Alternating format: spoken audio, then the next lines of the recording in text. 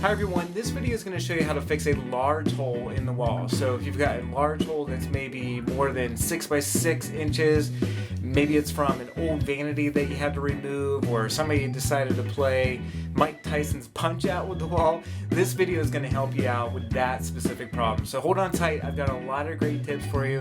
I think you're going to like them. Let's get to it.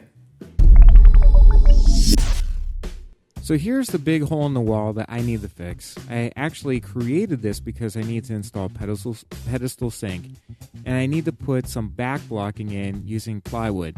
I'm marking the depth of the plywood on the studs because I need to put some blocking in that's set back a little bit so I can put that piece of blocking in the stud bay. I'm showing you the decking screws I'm going to be using to attach the blocking and the drill bit. The drill bit is about the same width as the deck screw. So I'm attaching those pieces of block using my impact driver, and if you need an extension bit, you can do that, especially if you're in a tight space like me. So I needed to put those pieces of blocking back, set them back about 3/4 of an inch, and also because of the tight space, I had to angle, and you may have to do this too, I had to angle the decking screws so that I could reach them within the stud bay. So as you can see here, I've got my back block in, my 3/4 inch plywood that is, and I'm just attaching it to the pieces of scrap wood that I put on the studs using those decking screws. So for large holes, what you want to do is find the largest opening. So in this case, it's right here. It's about 9 inches tall, and the opening is about 27 inches wide.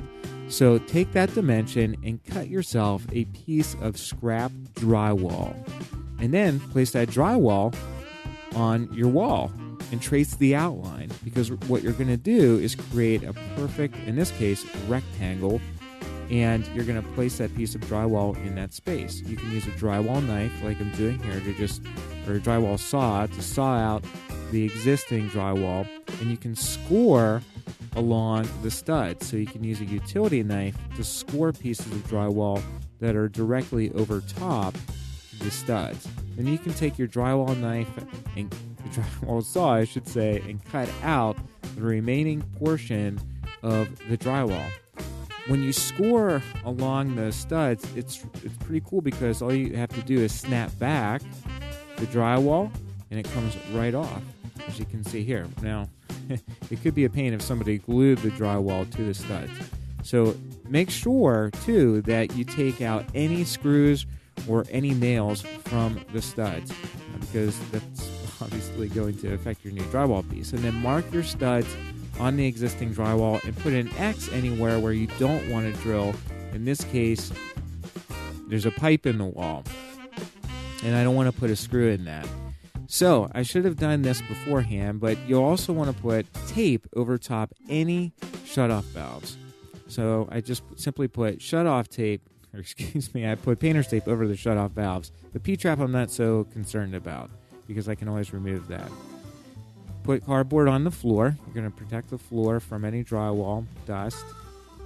Then you're going to be using coarse threaded drywall screws. In this case, I chose 1 5/8 drywall screws, and you're going to use a dimpler to attach the screws through the new drywall piece and into the studs.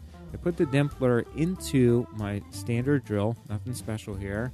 And what I did was attach the screws into the stud locations. And as you can see here, it creates a perfect dimple. No paper tears, which you don't want. So here's the piece of drywall. And the next step is to apply joint compound and tape. Now I like using setting type joint compound. This is Easy Sand 20, lightweight setting type compound. It sets up in 20 minutes, so you got to be quick. Then I use a mixing paddle from the kitchen. Don't worry, I asked my wife if I could use this extra one. A putty knife and a mud pan are all you need. Make sure that mud pan is super clean, though. The mixing paddle isn't clean, but it's hard to get those as clean as possible. So do your best to clean it if you use it. And then make sure you wear a respirator. You don't want to inhale any drywall dust or joint compound dust. Mix up the joint compound using the mixing paddle in your drill. Don't mix it up too quickly, you'll create air pockets in the mud, and that's not good. I like my mud to just barely fall off the putty knife or joint compound knife. That's the right consistency. Grab a nice clean 6-inch joint compound knife. You want it to be clean so that it doesn't put any debris in your joint compound. Then apply a 3/16 to 1/4 inch layer of joint compound over the butt joints, the space between the old drywall and the new drywall. Then embed your paper tape. The paper tape will make for a nice, clean, smooth finish. So what you'll want to do is work out any wrinkles using the 6-inch joint compound knife. So apply a nice healthy layer of joint compound over each butt joint, each horizontal butt joint. Embed your tape. And then what you'll want to do, when I say smooth it out, I mean smooth out the bottom section of the joint tape, and then the top section of the tape using your knife. And then run your knife down the center of the tape to smooth out any remaining wrinkles or pockets underneath it. The vertical section, allow the horizontal sections to dry. Then what you can do is apply or measure out the amount of tape that you're going to need. In this case, I want to say it was about 6 inches. Apply a nice healthy dose of joint compound. Embed your tape pretty much the same way, starting in the center and working your way out to the edges as you did for the horizontal pieces of tape. So again, nice healthy 3/16 to 1/4 inch amount of joint compound over that joint. Apply the tape and then smooth out the tape using your joint compound knife. Pretty simple stuff. Let that dry, and then you can come back and do a second coating of joint compound. Here's the second layer of joint compound. Again, I like the joint compound to just barely hang off the knife. I'm using a 6-inch joint compound knife to apply a layer of joint compound that's 6 inches above and below the piece of tape that I embedded into the drywall. So for a total amount of about 12 inches of joint compound. So 6 inches on either side of the tape. So you can see here, again, it's a nice, healthy layer of joint compound, 3/16 to about 1/4 inch.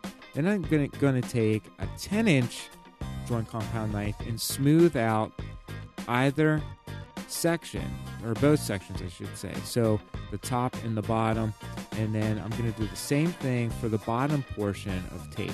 Now I want to show you a mistake that I made. I took off too much joint compound. You can still see the tape on the bottom and a little bit on the top. You don't want to do that. This was a tight space and I was hurting because I was on my knees the whole time. But you'll want to taper the edges, feather the edges out using that 10-inch knife. And here's what it looked like. Again, too much joint compound is taken off the tape itself. You can see the tape. It's not good. But I needed to apply a third coating anyway, and actually a fourth and fifth because I needed to smooth out the entire wall. So you can take off any high and low spots using the 6-inch knife. Just scrape it along the wall. And then I like using a sanding sponge, a medium grade sanding sponge, to feather out the edges. So you want a circular motion using that sponge. Take out any high and low spots, feel around for them, and then place a level on the wall and check to see if you missed anything and if you need to feather out even more. So like I said, I needed to apply a fourth and fifth coat because this wall was in bad shape. So I'm just applying a nice thin skim coat over the entire wall. Check it out. This is what the wall looks like. I still need to knock down some high spots and sand a bit more, but overall it looks pretty darn good, and I think this is a great method you might want to try out. Well, there you go. That's how you fix a large hole in the wall. I hope that you liked this video. If you did, go ahead and subscribe to the Home Repair Tutor YouTube channel. That way you won't miss any videos that come out in the future. And guess what? While you're at it, jump on over to homerepairtutor.com, sign up for the email newsletter, because that way you won't miss any of my tutorials. And you know what? We do weekly giveaways. So, whether it's a power tool or maybe a little tool that you need for electrical work, sometimes I give away these things and I wouldn't want you to miss out on that. So it's pretty cool. Thanks for watching the video today. Take care, and I'll talk to you soon.